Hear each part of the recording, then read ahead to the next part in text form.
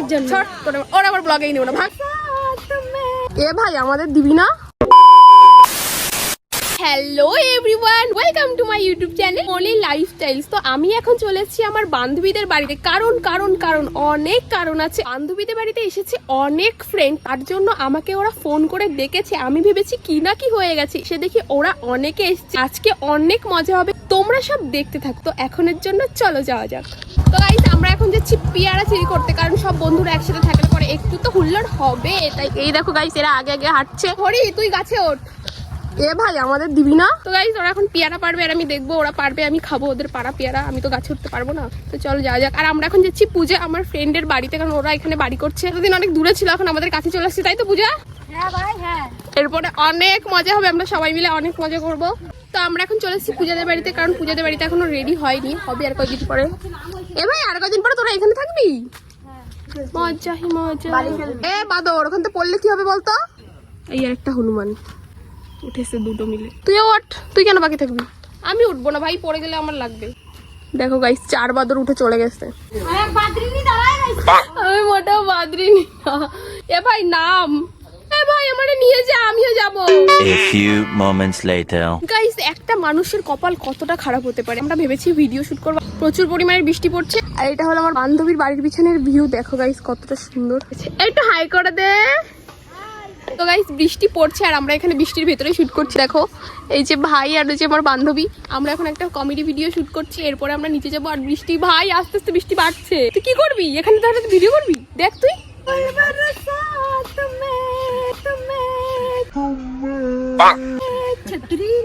ভেগে জানে কি ছ্যাবলা ভাই আমরা। Much later. আমরা যাচ্ছি রথের মেলা দেখতে। আমি একা যাচ্ছি না, আমার সাথে আছে আমার বান্ধবী। এখন হাঁটতে হাঁটতে যাচ্ছি রথের মেলার দিকে, আর এখন আমরা কিছুই পাইনি। তো চলো যাওয়া যাক রথের মেলা। গাইস রাস্তাঘাটে বেরোলে আমার একটা জিনিস একদমই ভালো লাগে না, আমি যখন বেরোবো আমার সাথে থাকবে এইটা ফোনে কথা বলে। এই ফোন বন্ধ কর। এই বান্ধবীকে ফোন করেছিলাম। এটা কি আমরা বেরোবো মানে ফ্রি মাইন্ডে থাকবো, এত কথা বলা কিসের? গাইস আবার বান্ধবী আসছে, দেখা হবে। সবাই গাড়িতে করে যাচ্ছে আর আমরা কিপটা, আমি না ও। চলো যাওয়া যাক। থেকে হলো বড় কথা হলো এটাই যে অনেকদিন আমরা হেঁটে বেরাই না কোথাও, আর আমরা অনেক ল্যাখর হয়ে গেছি, তার জন্য কংগ্রাচুলেশন। ঠিক আছে তো গাইস এইমাত্র আমাদের আরেকটা বান্ধবী ফোন করলো, বললে আসছে। আর আমাদের এখন প্ল্যান হলো হঠাৎ করে আমরা এখন যাবো ঠাকুর বাড়ি। তো ওখানে গিয়ে দেখবো কি হচ্ছে। আগের বার আমি তখন গেছিলাম তখন মেলা বসেছিল, এবারও দেখবো যে মেলা বসেছে কিনা। রথ আমার মনেই হচ্ছে না যে আজকে উল্টো রথ। তো গাইস আমরা এখন চলে এসেছি বাজারে, আর বাজারে এসে ফেসে গেছি জ্যামে। বলবো দেখো গাইস কিরকম জ্যাম, আধা ঘন্টা ধরে মনে হয় জ্যাম আছে, তার ঠিক নেই। আমাদের কিছুক্ষণ ওয়েট করতে হবে এখানে, কারণ আসছে আমার বান্ধবী। পোড়া কপাল ফুটো কপাল যা বলো সবই আমাদের, তাই তো ভাই? তো গাইস অনেকক্ষণ ওয়েট করার পর বান্ধবীকে পেয়ে গেছি সাইবারের দোকানে। আর এই যে হলো আমার বান্ধবী পূজা। তো গাইস আমরা এখন হাঁটতে হাঁটতে যাচ্ছি রেল লাইনের উপর দিয়ে ঠাকুর বাড়িতে, কারণ রাস্তা দিয়ে প্রচুর কাদা প্রচুর জল। আর এইদিকে বৃষ্টি শুরু হয়ে গেছে, জানি না ভিজে যাবো কিনা, ছাতাও আনিনি, কোনো ব্যাগ ম্যাগ কিছু আনিনি। তো চলো গাইস। তো গাইস আমরা এখন চলে এসেছি ঠাকুর বাড়ির সামনে, আর আমরা এখন যাবো ঠাকুর বাড়ির ভেতরে। আর ঠাকুর বাড়ি দেখা যাচ্ছে প্রচুর ভিড় হয়ে গেছে। কিরে ভাই মেলা নাকি বসবে না? এরা আমাকে বলছে যদি মেলা না বসে তোর খবর কলকাতা করে দেবো। মেলা বসেছে কিছু দে আমাদের। 2 টাকা দিলে হবে? ঠাকুর বাড়ি মেলার সময় গাইস এর থেকে আরো বেশি ভিড় হয়, এবার মানে অল্প আছে, অত একটাও ভিড় নেই। ওয়েলকাম টু ঠাকুর বাড়ি।